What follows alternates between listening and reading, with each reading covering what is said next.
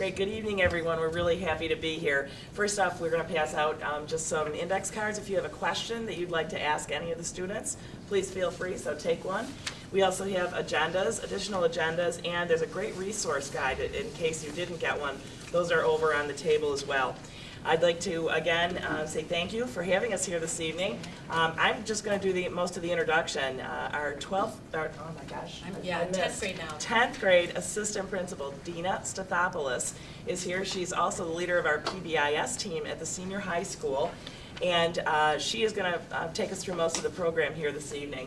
We're also joined by Deputy Pavada from the Monroe County Sheriff's Office. He is going to give his input on what he's seeing out and about in the community. And I'm very pleased to introduce to you some of our students at the senior high school. First off, Jenna LeBombard from grade 12. Salamawi Kiros is grade 11. Kyle Masters, also grade 12. And we're going to have a video from Justin Polk. He is grade 12 too. His basketball game that was supposed to be tomorrow night got moved to tonight, so we taped him very quickly yesterday. I'm going to turn it over to Dina and let her get going, and we hope you enjoy what the kids have put together for you. Again, good evening, everyone. Thank you for having us here. And I want to thank the deputy and our students for offering their time and their service and just being a part of this presentation, this workshop for you, to give you some information that I think comes best from the experts. Beth and I could do whatever we need to do, but these are our experts and they can give you the information from their experiences with social media. So we'll start off a little bit with a short clip just to give you an overview.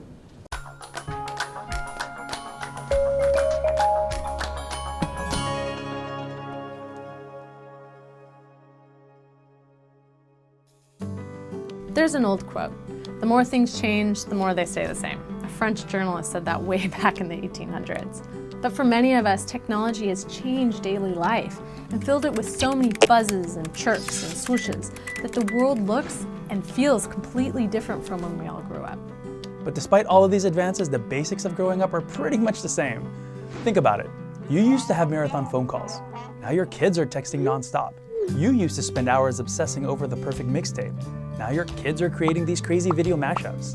You cut pictures from magazines to make collages. Now they just pin their favorite styles to boards online. And while you had your ways to keep notes secret, kids today have other ways to make messages disappear.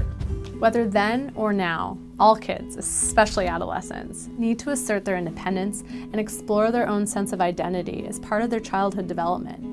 Naturally, this often involves risk-taking and looking for peer validation. As parents, though, it's always tough to see our kids ignoring consequences or putting so much of their value onto their peers' feedback.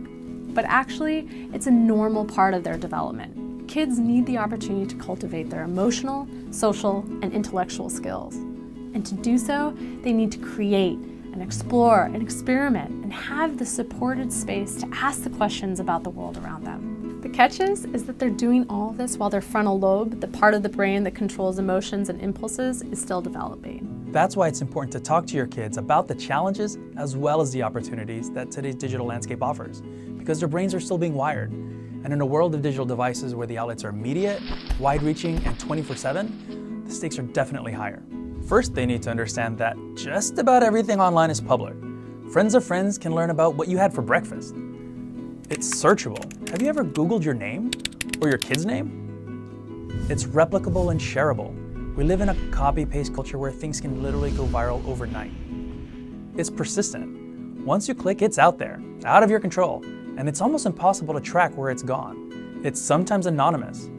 While anonymity does allow for healthy exploration, it also can lead to what's called the disinhibition effect, meaning that kids might say or do something that they wouldn't necessarily do offline. And they need to understand that every post, share, or comment creates what we call a digital footprint, which can impact their reputation tomorrow or further down the road.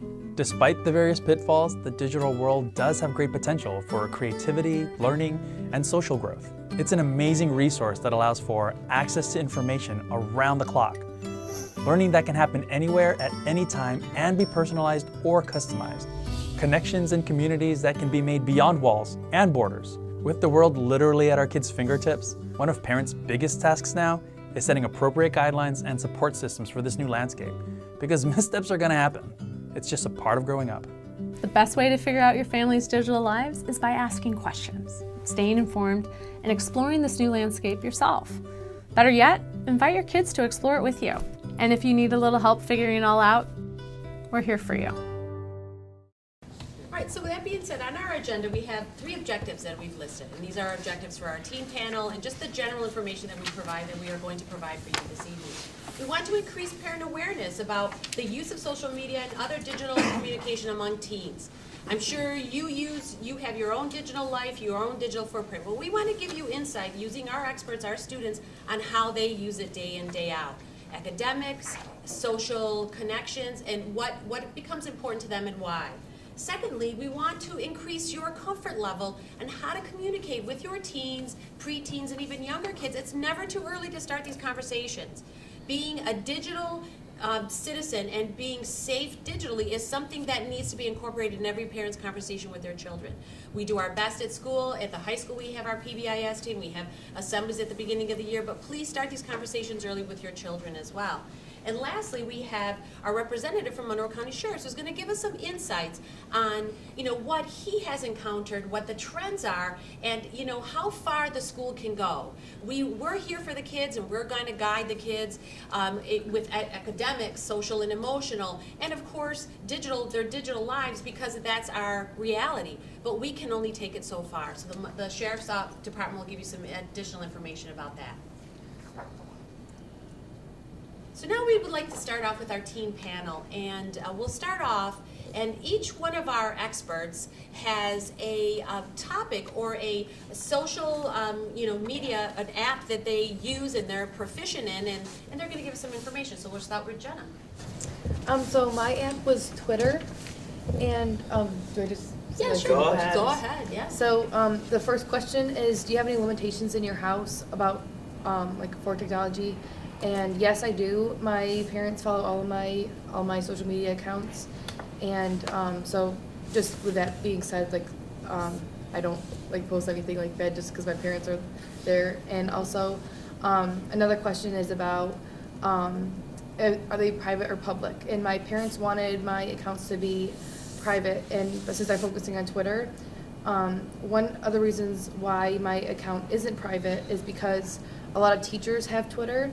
And for example, my math teacher, Miss Martin, she's not my math teacher anymore, but before she was my math teacher, and she has a Twitter account, and she doesn't like to follow her students because that's kind of just crossing the line kind of a little bit. And so a lot of teachers don't follow their students, and students don't follow their teachers on social media. But in order to ask teachers questions and stuff, you could message them, but you could only message them if your account is public. So if I couldn't message somebody and ask them a question if their account was private because I wouldn't have their permission. You'd have to follow each other in order to be able to do that. And so that was kind of an issue because a lot of parents do want the social media to be private, but if they wanted to use it for school help instead of emailing their teachers or anything, then because it's so much easier to do it on Twitter because you're already on it. And so that's really nice to be able to message it. So explaining Twitter. So what Twitter is it's very simple stuff that you post on there. Everybody you have a Twitter profile that has a picture on it. You can put your name. You put your birthday on it, but Twitter is also very good about what it shows. It'll have on your profile, only you can see, the owner of the account is the only one that can see your phone number, and that's only on there for them to, if your password ever gets lost or if it's ever changed, then Twitter will send you a confirmation text, and I'll have to do that every once in a while to secure my account and make sure it's safe still. And there's also your birthday on there, but only for public, other people looking at your page only see the month and the date. They won't see the year or anything. That's just for yourself too. And so on Twitter, you just post what you're feeling, what you're doing, just stuff like that. And then you can just see everybody else's. A lot of celebrities, Twitter is the one that they use the most, just keeping you updated on everything. I know it was a big thing. Beyonce announced that she had is having right. twins, and that was all over Twitter. And so that's how I found out about it, because of Twitter and everything. Jen, is it still important for kids to count how many followers they have? Not really. I think the most like important thing that has to do with the followers is who's following you. Right. Because like if sometimes if some people that you think are your friends aren't following you, you'll be like, why aren't they following me? So that's not really as much as how many followers you have, but kind of who. And then the next one, if you want to go ahead to the next three for you on the question. The what? Let's talk about privacy. Oh, Yeah. privacy. So online, I would never share, like, I wouldn't say anything about, like, my address. I would never put anything like that about how people can find me. Nothing like that. I do sometimes post stuff about, like, the school, because I'll retweet, like, Comic Crazy's tweets and stuff like that, but, I can see everybody who follows me. You'll get notifications of like new followers and stuff.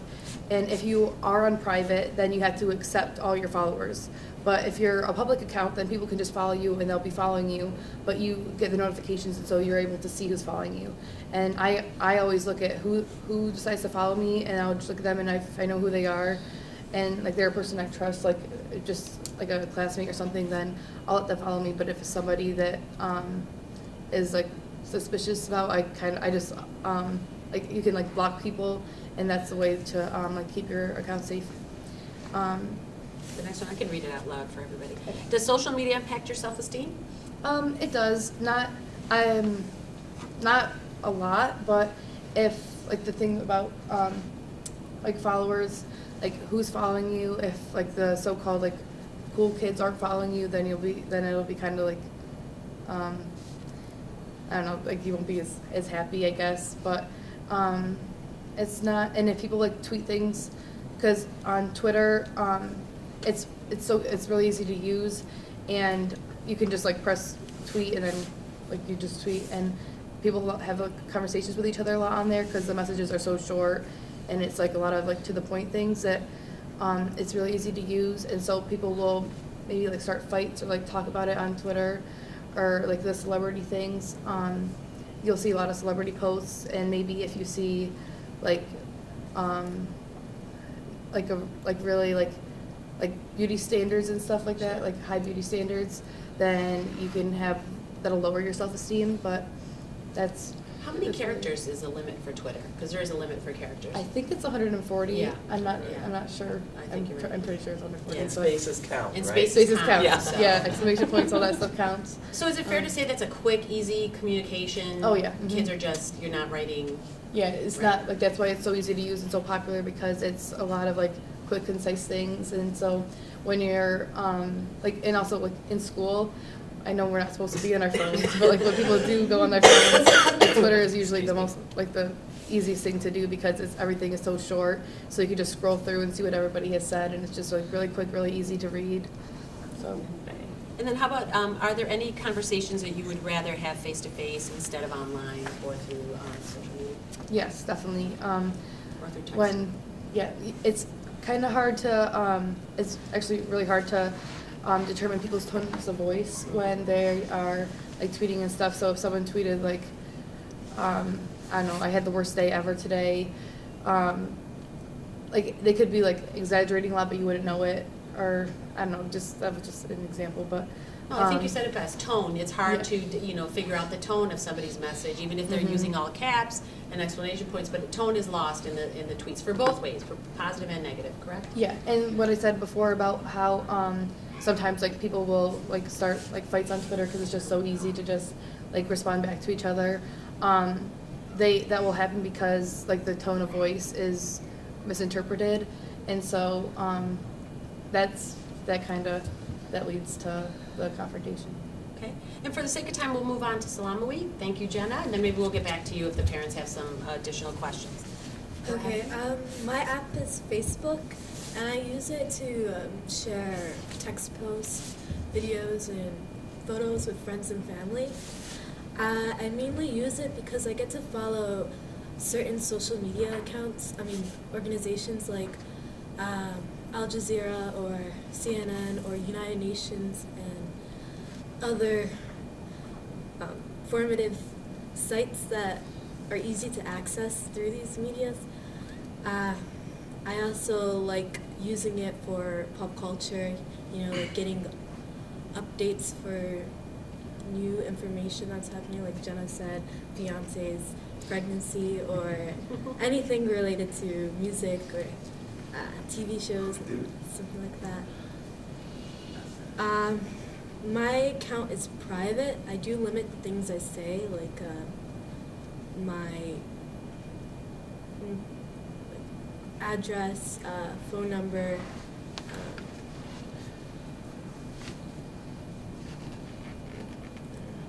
other personal things that I can't really think of. Any information about you personally, you're not posting? Yeah, I do limit myself. Why don't we move to the next question? Do you think that not having limitations impacts you in a negative way? Why or why not? I do put limitations on myself. I know what not to post and what to post. So I know not to post a certain picture or certain things on media, like negative comments or anything that would be offensive to another person. So I do put limitations on myself. Great. How about, what is one thing you would never share online?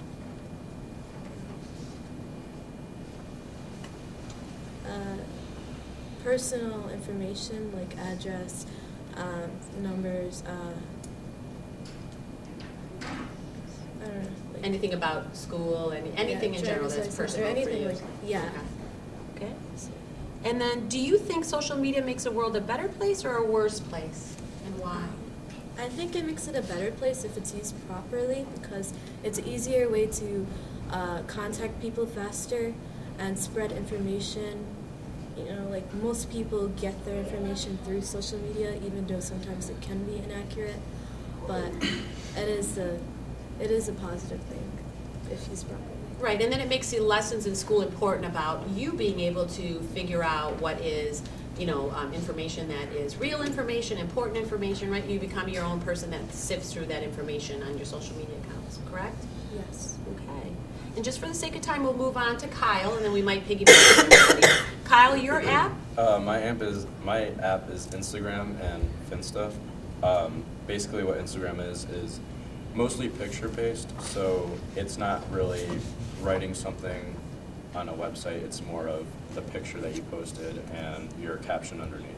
And what Finsta is just basically a fake Instagram. It's not a different app or anything. It's just a fake Instagram, basically, which is the exact same thing. So let's explain that a little bit. So what would be the purpose of having a Finsta? I think the purpose of having a Finsta would be to keep something private but also exploit it at the same time. Okay. I do believe that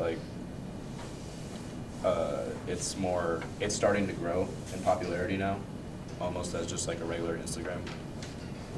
Is it fair to say that you know a lot of people who have an Instagram and a Finsta? Yeah. Okay. All right. Go ahead.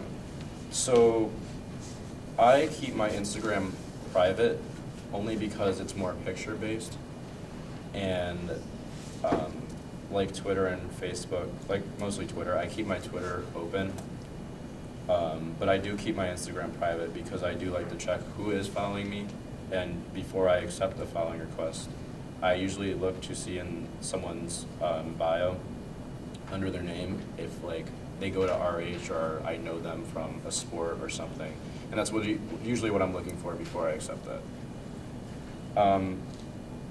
Privacy, I think the one thing I would never share on Instagram, which is kind of debatable, is location. I do put locations, but I put brief locations, like Henrietta, New York, or Rochester. I don't put addresses or anything because then obviously that's giving away a lot of privacy. How about, let's move down to what types of digital drama do you see with Insta? Or with any one of the other apps? Do you see? I don't see a lot of digital drama mainly because Instagram is more photo based. Right. It's mostly on Twitter using subtweets and just replying back to one another because it's such short text. It's just back to back with one another. I think Twitter is the most popular app right now. Okay. All right. Maybe, Jenna, since Twitter was your app of choice, can you talk a little bit briefly before we move on about subtweets? Yeah, subtweets are because when you tweet something, you have the option to tag somebody in your tweet. So if I was like tweeting to my friend, if I saw a funny tweet, I would like tag them in it and say, oh, like this is you, or like, and say something like that. But and that's like directly tweeting at somebody when you tag them in it and they know that the tweet that you're tweeting about is directed towards them. A subtweet is when you tweet something and it's not directed towards anybody. Well, like a subtweet, it is directed towards somebody, but it's not, their name isn't attached to the tweet at all. So it's like an indirect. A covert tweet, maybe? Mhm. Yes. Yeah. Okay. All right, thank you. We'll move on just to the next slide. Okay. And this is our senior, Justin Polk, who is also part of our panel, who could not make it today.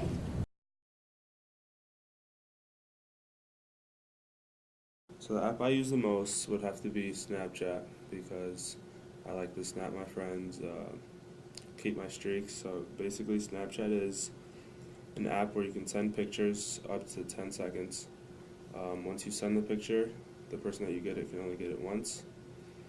You can post stories on it and you can show like what you're doing throughout the day. My account is private because I would only want the people that follow me to see my stories. I would say that social media is a big distraction to my homework because I want to keep up on what's going on in the world or what's going on with my friends.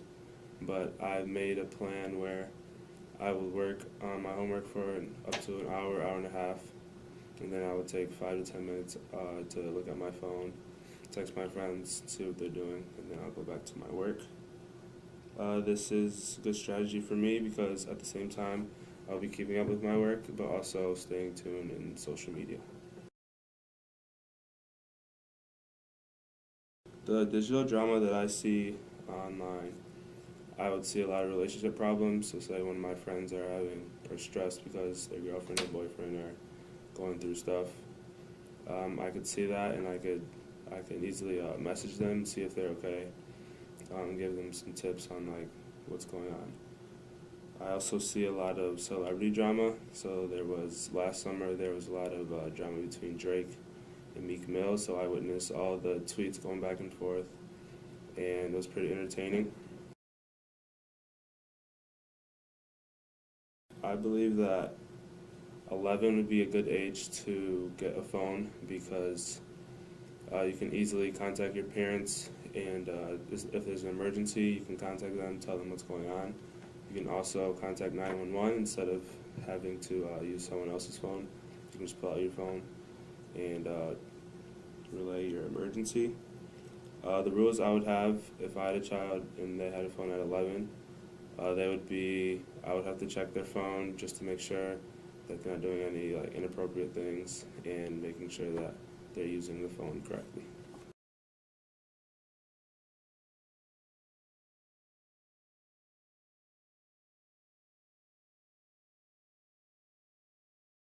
Going into my first week at Binghamton University, we had a mandatory meeting about social media and the impact it can have on you both now and later.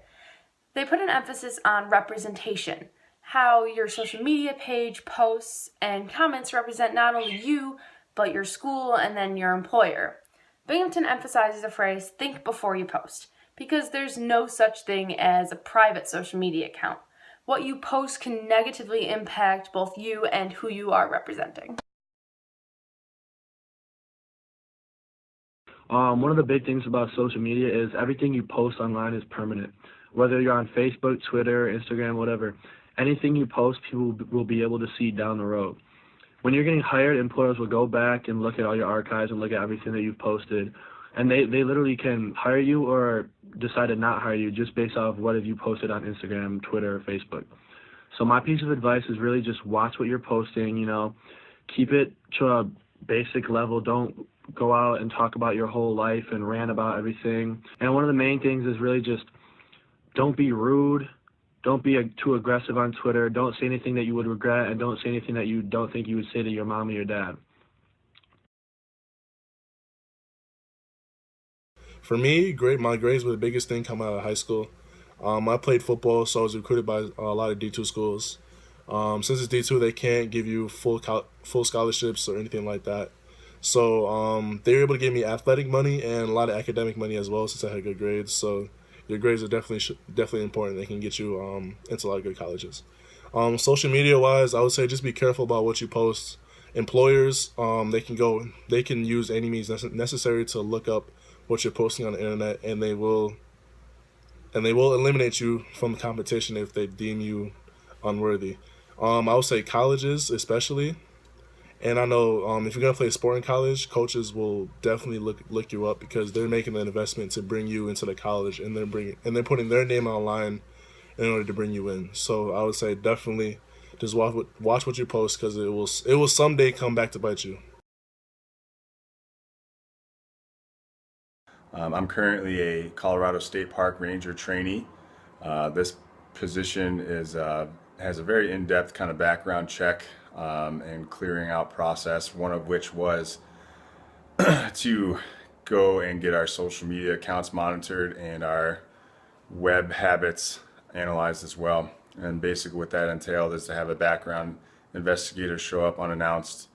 They would ask for our passcodes to our social media profiles, and they would go back through our internet browser history to make sure that we weren't looking at anything inappropriate.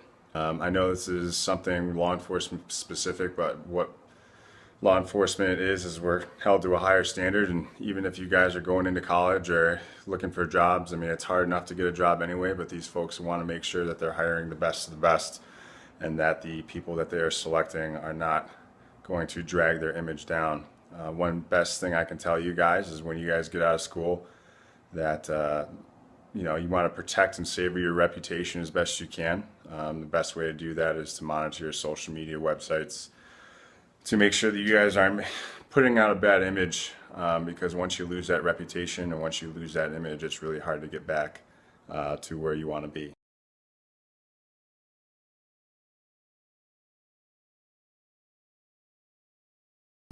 We'll let Deputy Pavada talk to you a little bit about his experiences and what he's been talking to with other districts about social media and the use of social media and how to have these conversations with your kids.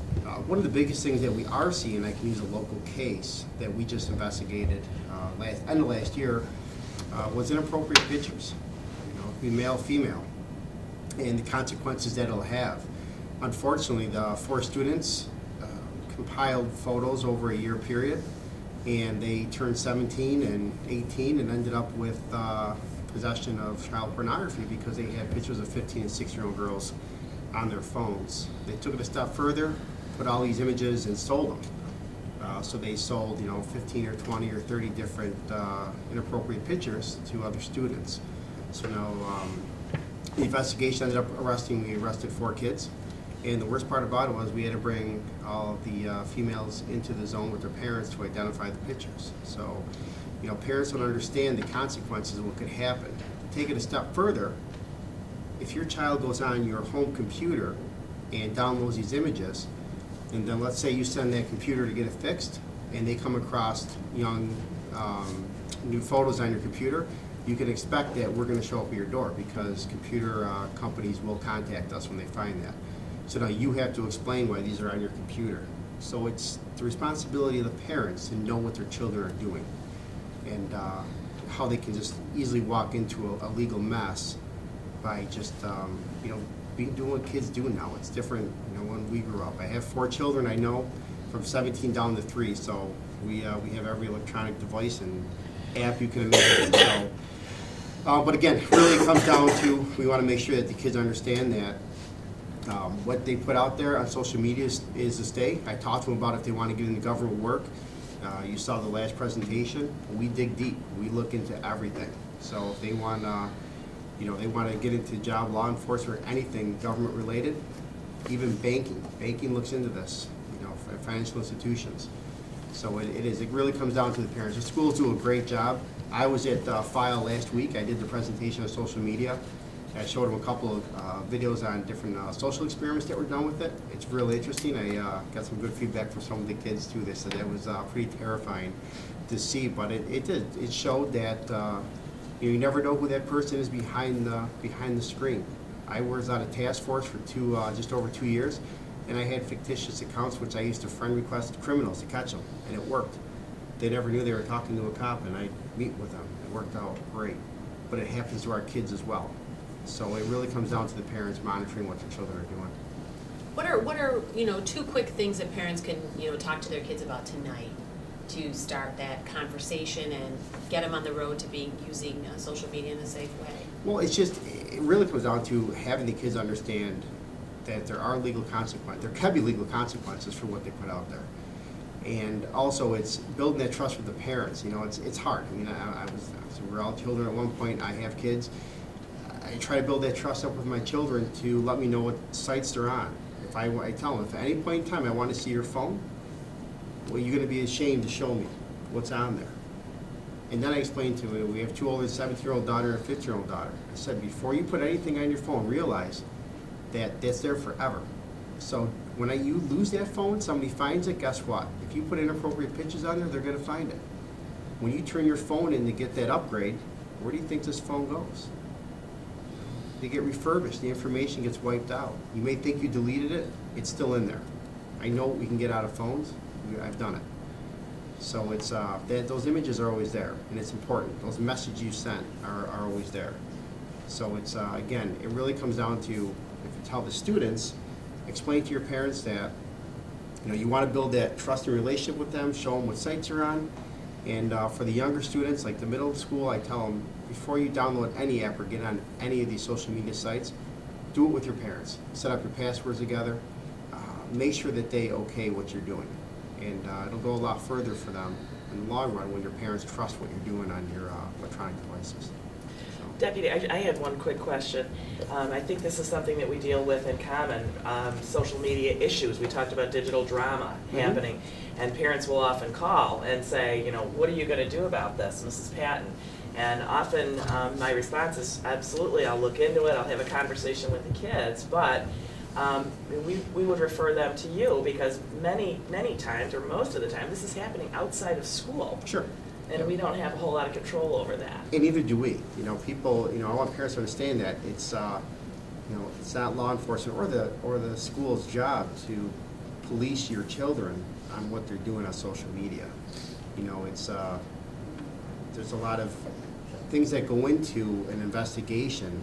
First off, what was the intent? That's what we have to look at. We have to prove that was them on the other end of that phone sending that message, whatever it may be. So, we do have some hurdles to get over when it comes to that, but a lot of the times there's nothing we can do, and I know that people get frustrated with that, but it's if your child's making bad decisions on social media, it falls on the parents, not the school district and or the police. That comes down to what the parents are, make sure they're monitoring what their children are doing. Okay, for the sake of time, does anybody have any questions that you want to ask? Thank you for being patient.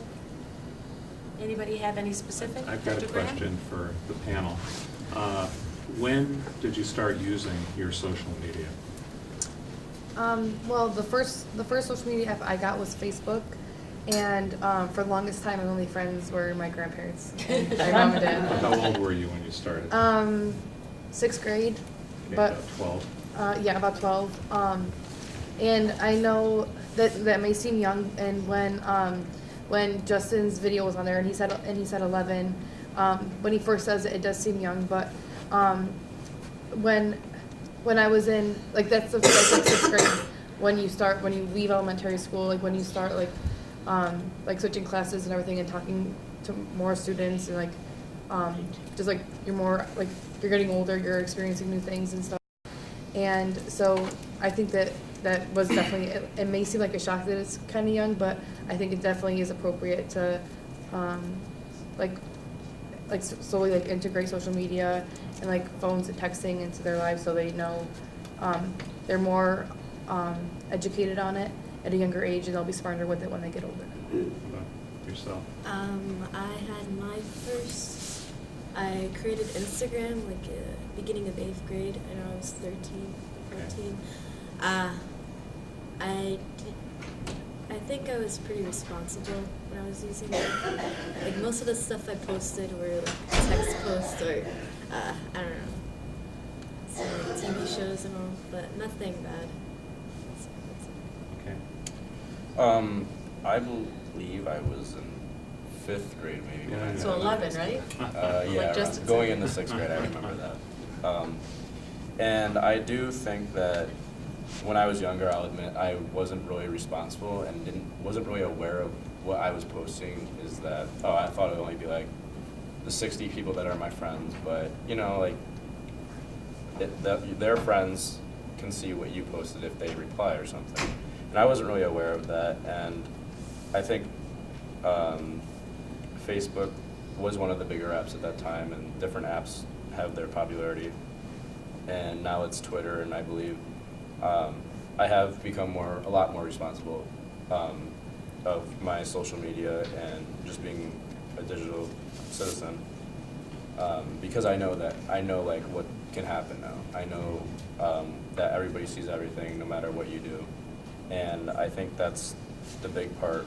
Because now going into college and getting jobs, I believe that like that's one of the first things that they're looking for is you're like, who is this person outside of the face-to-face conversation?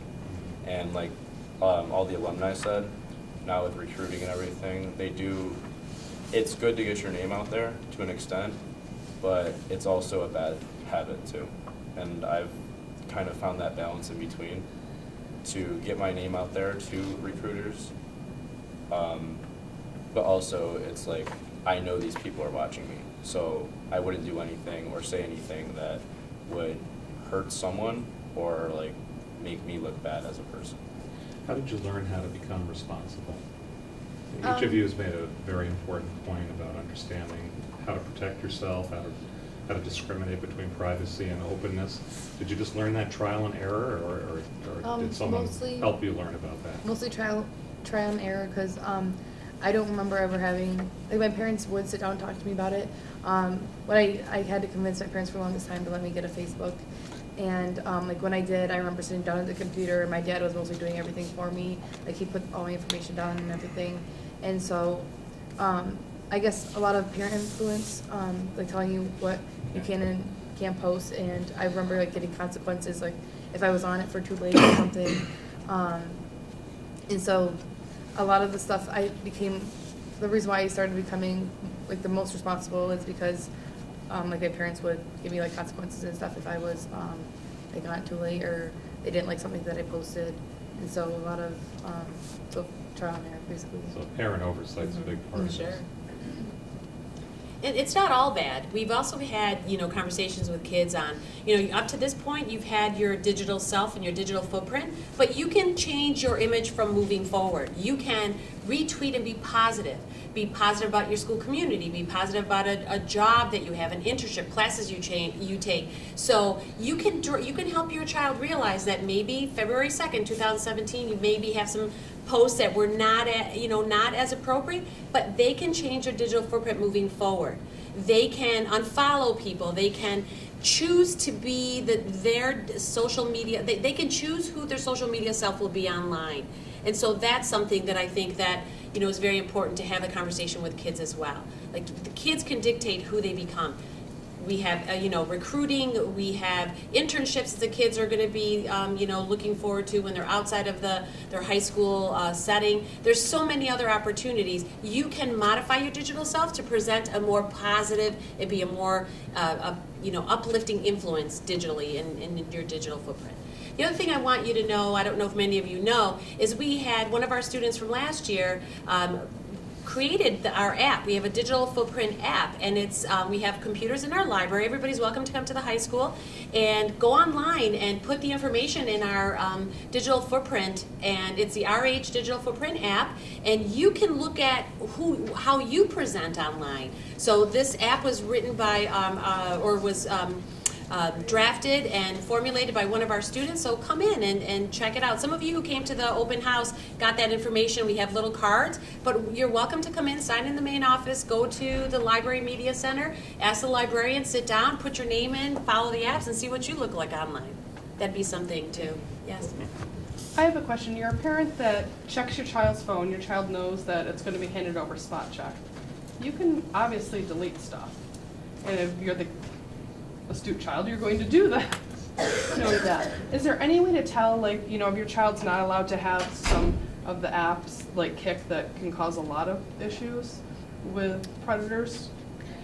Okay, you can't have this app, so your child deletes it on the bus on the way home and reinstalls it on the way to school. Is there a way of checking the phones to find that kind of stuff?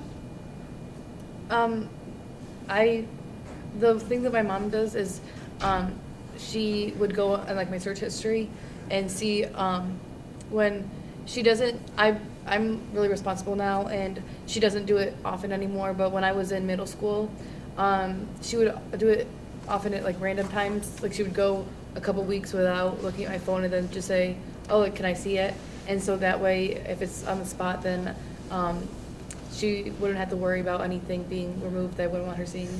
So I guess just spontaneous spot checks, yeah. You can also contact your provider, AT&T or Verizon, and do a parent, you know, they have a lot of apps where you can monitor through an app that's on your phone. It's different for each one of the providers, but contact your provider. They do have, you know, safety apps that are in place for parents to monitor their students' social media use and what apps they upload. I believe also AT&T, you can, depending on what your plan is, you can not allow your plan to upload a certain app. It depends on the provider. You have to check with them.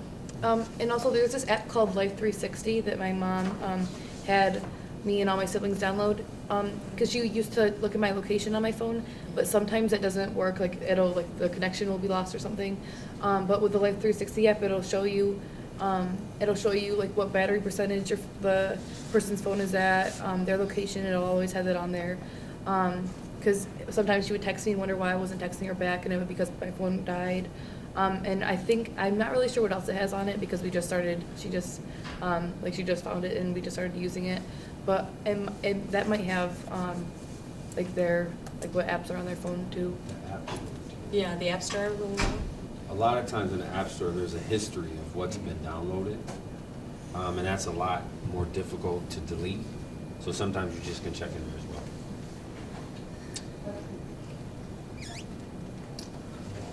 well. I do have a question. Sure. I recently came across a middle schooler that had something like this OVU. Is that how you say it? OVU, okay, whatever. And she was talking to multiple kids at the same time.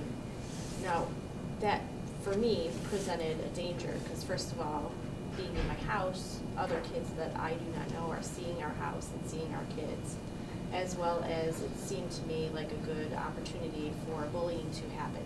If everybody's kind of on at the same time, and I saw, one kid started to get picked on, I'm just curious if you've had any run-ins with similar situations or with that app at all, or something similar to that app.